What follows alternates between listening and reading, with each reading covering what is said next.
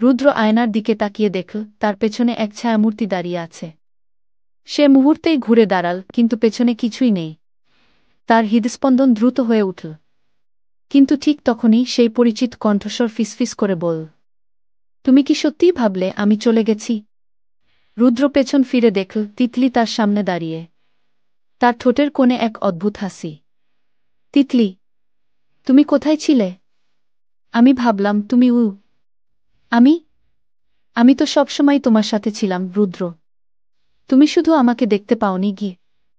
রুদ্র বুঝতে পারছিল না তিতলি কি সত্যিই ফিরে এসেছে নাকি এটা তার কল্পনা। সে ধীরে ধীরে বলল, তিতলি, তুমি কি আমায় ভালোবাসো? নাকি এও একটা ছলনা? তিতলি কিছু না বলে শুধু তাকিয়ে রইল। তারপর সে একটা শর্ত দিল, তুমি যদি সত্যিই জানতে চাও আমি কে, তাহলে তোমাকে আমার সাথে যেতে হবে। কিন্তু মনে রেখো, একবার গেলে ফিরে আসার পথ থাকবে না। তুমি কি রাজি? রুদ্রের সামনে দুটো পথ। প্রথমত, সব ছেড়ে স্বাভাবিক জীবনে ফিরে যাওয়া। দ্বিতীয়ত, তিতলির সাথে এক অনিশ্চিত পথে যাত্রা করা। কিছুক্ষণ চুপ থেকে সে বলল, আমি রাজি। তিতলি হাসল, তারপর তার হাত বাড়িয়ে দিল। রুদ্র সেই হাত ধরতেই চারপাশের পরিবেশ বদলে গেল। চারপাশে অন্ধকার, বাতাস ভারী, যেন এই জায়গাটা জীবনের বাইরের কোনো এক স্তর। রুদ্র দেখল তারা একটা বিশাল অন্ধকার প্রাসাদের সামনে দাঁড়িয়ে আছে। এটা কোথায়? তিতলি ধীরে বলল, এটা আমার প্রকৃত ঠিকানা। যেখানে সময় থমকে গেছে, যেখানে আমার আত্মা বন্দিগু। রুদ্র বিস্ময়ে তাকিয়ে রইল। কিন্তু তুমি মুক্ত হতে চাও, তাই না? তিতলি এক মুহূর্ত চুপ থেকে বলল, আমি মুক্তি চাই, কিন্তু তোমার আত্মা ছাড়া আমি মুক্ত হতে পারব না গে। রুদ্র চমকে উঠল। মানে? তিতলি তার দিকে এগিয়ে এল। তুমি যদি সত্যিকারের ভালোবাসা দাও, তবে তোমার আত্মা আমাকে দাও। তাহলেই আমি এই শাপমুক্ত হবগ। রুদ্র হতবাক হয়ে গেল। এতদিন যাকে সে ভালোবাসত, যার জন্য নিজের জীবন বিপন্ন করেছিল, সে কি কেবল তার আত্মার জন্য অপেক্ষা করছিল? তিতলির চোখ এবার এক অদ্ভুত লাল রঙে জ্বলতে থাকল। সে ধীরে ধীরে রুদ্রের দিকে এগিয়ে এল, তার হাত রুদ্রের বুকে রাখল। রুদ্র অনুভব করল তার দেহ থেকে শক্তি হারিয়ে যাচ্ছে। সে কি বাঁচবে? নাকি তিতলি সত্যিই তার আত্মা নিয়ে নেবে? রুদ্রের দৃষ্টি ঝাপসা হয়ে আসছিল।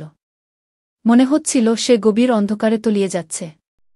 কিন্তু ঠিক তখনই বাতাসে একটা নতুন কণ্ঠস্বর ভেসে এল, তিতলি, থামো। চারপাশের সবকিছু কেঁপে উঠল। এক বৃদ্ধ পুরোহিত সেখানে এসে দাঁড়িয়েছেন। তুমি আবার তোমার প্রতারণার খেলা শুরু করেছ তিতলি। এবার তোমার শেষ সময় এসে গেছে। তিতলি হেসে উঠল। আমার মৃত্যু হয়েছিল বহু বছর আগে, আমাকে আর কে মারতে পারবে? তোমাকে নয়, কিন্তু তোমার অভিশাপ শেষ করতে পারব। বৃদ্ধ একটা মন্ত্র উচ্চারণ করলেন। হঠাৎ করেই তিতলি যন্ত্রণায় চিৎকার করে উঠল। তার শরীর থেকে কালো ধোঁয়া বের হতে লাগল, বাতাস কাঁপতে লাগল, আর রুদ্র অনুভব করল সে ধীরে ধীরে তার শক্তি ফিরে পাচ্ছে। তিতলি শেষবারের মতো রুদ্রের দিকে তাকাল। তার চোখে ছিল কষ্ট, বেদনা আর এক অদ্ভুত আকাঙ্ক্ষা। রুদ্র, তুমি যদি সত্যিই আমায় ভালোবাসতে, তাহলে আমায় মুক্ত করতে গু। এই বলে তিতলি এক তীব্র আলোয় বিলীন হয়ে গেল। সব শান্ত হয়ে গেল। রুদ্র তাকিয়ে দেখল সে আবার তার নিজের ঘরে ফিরে এসেছে। কিন্তু তার টেবিলের উপর রাখা সেই কালো পাথরটায় এখন কোনো আলো নেই। তিতলি কি চিরতরে হারিয়ে গেল? নাকি সে আবার ফিরবে? রুদ্র জানে না। কিন্তু সে জানে এই অদেখা প্রেম তাকে বদলে দিয়েছে। চিরতরে? শেষ? নাকি নতুন কোনো শুরু? সবাই ভেবেছিল তিতলি হারিয়ে গেছে, কিন্তু রুদ্র জানত এটা শেষ হয়নি। যে রাত তিতলি শেষবার দেখা দিয়েছিল, তারপর থেকে রুদ্রের জীবন আর আগের মতো স্বাভাবিক থাকেনি। ঘরের কোণে ছায়া জমত, আয়নার মধ্যে নিজের প্রতিবিম্বের চেয়ে বেশি কিছু দেখতে পেত সে, আর মাঝরাতে কোনো কণ্ঠস্বর ফিসফিস করে ডাকত, রুদ্র, তুমি কি আমায় ভুলে গেছ? প্রথম দিকে সে ভেবেছিল এগুলো তার কল্পনা, কিন্তু একদিন তার ঘরের দরজা অদৃশ্যভাবে খুলে গেল। বাতাসে ভেসে আসল তিতলির চিরপরিচিত সুবাস। রুদ্র ধীরে ধীরে দরজার দিকে এগোল। কিন্তু দরজার ওপাশে কেউ নেই। তারপর সে অনুভব করল কেউ তার ঠিক পেছনে দাঁড়িয়ে আছে। তুমি কি জানো রুদ্র, সত্যিকারের ভালোবাসা কখনো হারিয়ে যায় না আগে। সে দ্রুত ঘুরে দাঁড়াল, কিন্তু সামনে কেউ নেই। তবে আয়নার মধ্যে সে স্পষ্টভাবে দেখল তিতলি তার পাশে দাঁড়িয়ে আছে, গভীর দৃষ্টিতে তার দিকে তাকিয়ে। রুদ্র এখন আর ভয় পায় না। সে জানে তিতলি তার জীবনের অংশ হয়ে গেছে। কিন্তু একদিন পুরোহিত সেই বৃদ্ধ লোকটি আবার তার কাছে এল। তুমি কি সত্যিই মনে করো যে তিতলি চলে গেছে?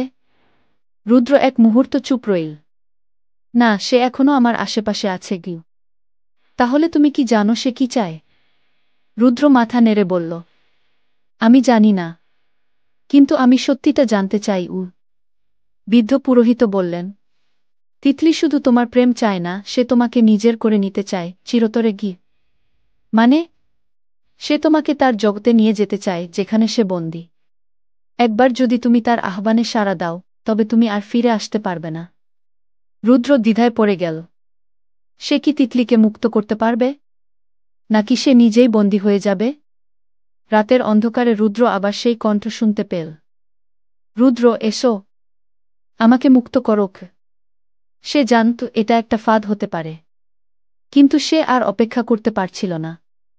সে আয়নার সামনে গিয়ে দাঁড়াল এবং ফিসফিস করে বলল, তিতলি, আমি আসছি গু।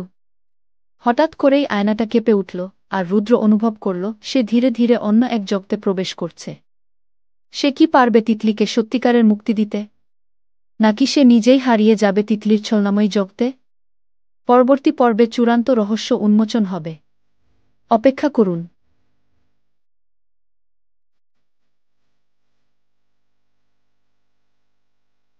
রুদ্রের চারপাশে সবকিছু ঘুরতে লাগল। সে বুঝতে পারল আয়নার ওপাশের সেই জগতে প্রবেশ করছে। তার পায়ের নিচে শক্ত মাটির বদলে একটা কুয়াশার আস্তরণ। সামনে অস্পষ্ট এক রাজপ্রাসাদের মতো কিছু একটা দেখা যাচ্ছে, চারদিকে অদ্ভুত নীলচে আলো। তিতলি, সে চিৎকার করল। কিন্তু কোনো উত্তর এল না। অন্ধকারের মাঝে একটা মূর্তি ধীরে ধীরে এগিয়ে এলো। এটা তিতলি, কিন্তু আগের মতো কোমল চেহারা নেই। তার মুখ একেবারে ফ্যাকাশে, চোখ দুটো গভীর শূন্যতায় ভরা। তুমি এসেছ, রুদ্র? তুমি কি সত্যিই আমাকে মুক্তি দেবে? রুদ্র ধীরে বলল, তোমাকে মুক্তি দিতে আমি যা করার প্রয়োজন তা করব গু। তিতলি হাসল, কিন্তু সেই হাসিতে কেমন যেন একটা ছলনার ছাপ। তাহলে আমার হাত ধরো।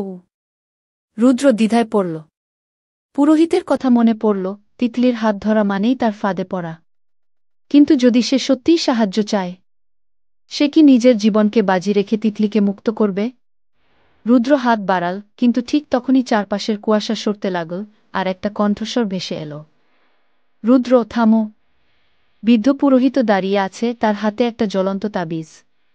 তিতলি আসলে মুক্তি চায় না, সে তোমাকে তার সঙ্গে টানতে চায়। তুমি কি বুঝতে পারছ না? রুদ্র হতবাক হয়ে গেল। সে তিতলির দিকে তাকাল। তার চোখের গভীরে কিছু একটা ছিল, ভালোবাসা নাকি কেবল এক শূন্যতা? তিতলি হেসে বলল, তুমি কি সত্যিই মনে করো আমি শুধু তোমার আত্মার জন্য এসেছি? রুদ্র এবার তার চেহারায় কিছু একটা অনুভব করল, একটা দুঃখ, একটা আকাঙ্ক্ষা। তুমি কি আমায় ভালোবাসো, তিতলি? তিতলি এক মুহূর্ত চুপ থেকে বলল, ভালোবাসা কি সত্যিই মুক্তি দিতে পারে?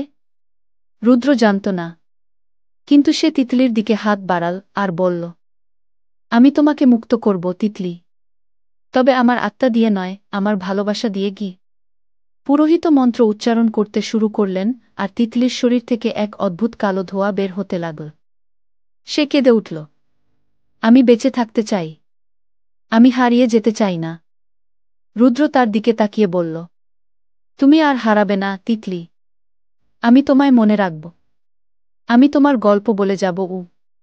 তিতলির চোখ দুটো উজ্জ্বল হয়ে উঠল। সে ধীরে ধীরে রুদ্রের হাত ছেড়ে দিল। একটা আলো ফুটল, আর তিতলি বিলীন হয়ে গেল। সবকিছু শান্ত হয়ে এল। রুদ্র বুঝতে পারল তিতলি মুক্তি পেয়েছে। কিন্তু শেষবার যখন সে আয়নায় তাকাল, সেখানে সে এক মুহূর্তের জন্য তিতলির প্রতিবিম্ব দেখল। আর তিতলি ফিসফিস করে বলল, আমি হয়তো চলে গেছি, কিন্তু ভালোবাসা কখনো মরে না গি। গল্পের শেষ, নাকি নতুন এক রহস্যের শুরু?